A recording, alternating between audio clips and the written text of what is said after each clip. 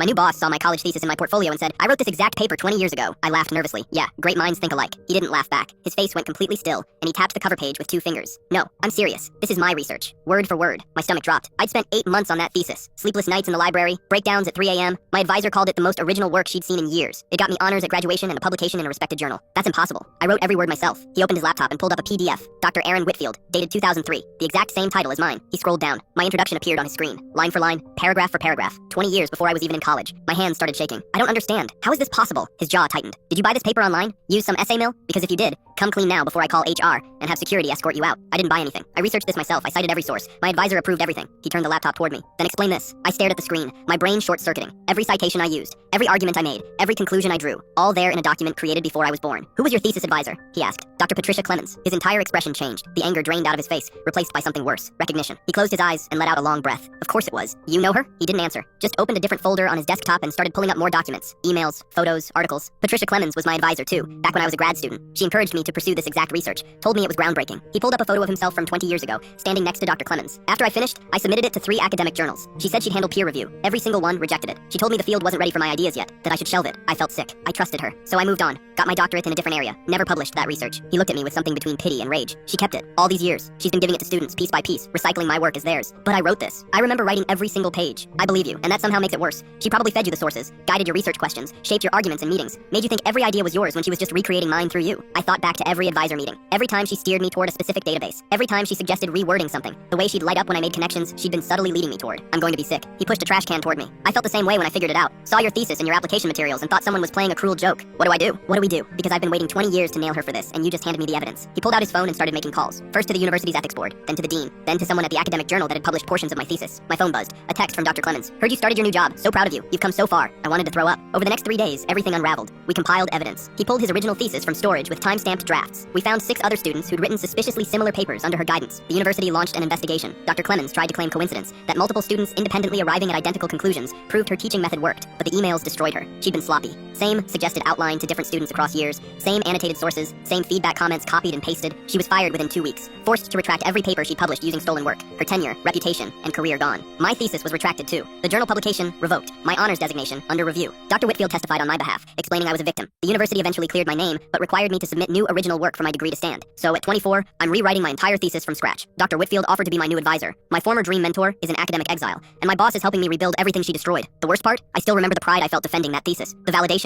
when it got published. All of it based on work that was never mine. Dr. Whitfield told me something last week that stuck with me. You're a better researcher than I was at your age. Clemens saw that. That's why she used you. But this time, when you write it, every word will actually be yours. That's worth more than any stolen honors. He's right. But damn if it doesn't still hurt.